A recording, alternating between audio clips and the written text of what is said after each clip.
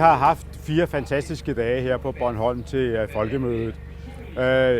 Claus og Jytte og jeg har været rundt og tale med en masse politikere, journalister og embedsmænd, som beskæftiger sig med de politikområder, som der er vigtige for dig hjemme i butikken. Vi har deltaget i en række møder herovre, både store og små møder. Det største af møderne med Carsten Hansen, Adam Prise og Frank Bunderøven, som I jo kender fra tv, jamen der var der måske 300 tilhørere, men ikke nok med det.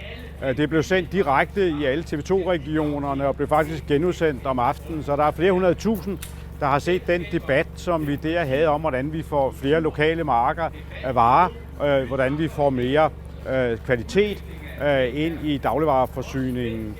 Vi synes, der skulle være en differentieret moms fødevarer kontra udvalgsvarer, som vi kender det i stort set alle andre lande. Der er 2 europæiske lande, der ikke har en differentieret moms.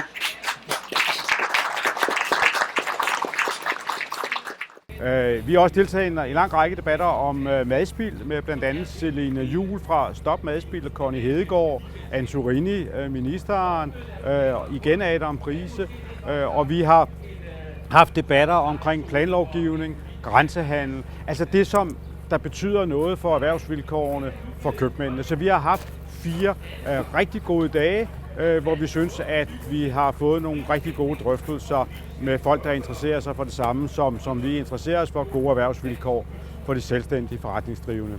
En af de ting, der er sjove ved sådan et folkemøde, det er jo, at man har en masse officielle møder aftalt på forhånd. Man optræder i nogle debatter og sådan ting, og pludselig møder man så en af de ministre, som man i mange sammenhænge jo har en dialog med. For eksempel Dan Jørgensen, den nye fødevareminister.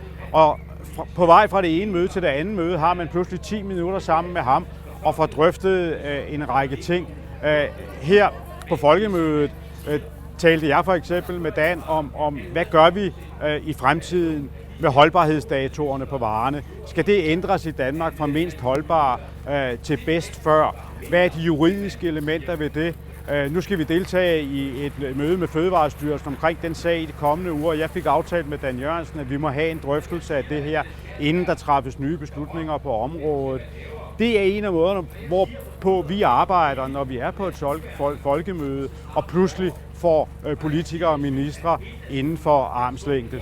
Og så kan jeg i øvrigt sige, og det er vi selvfølgelig glade for, at der er rigtig mange, der er glade for den indsats, som DSK gjorde på planlovsområdet, og at alt tyder på, at der ikke kommer en liberalisering af planloven i forbindelse med de vækstdrøftelser, der er de kommende uger. Der er stor opslutning bag den planlovgivning, som vi har i dag, så vi kan bevare det finmaskede butiksnet. Så jeg synes, at vi har haft rigtig mange gode oplevelser herovre på folkemødet, og der er ingen tvivl om, at vi tager tilbage igen næste år.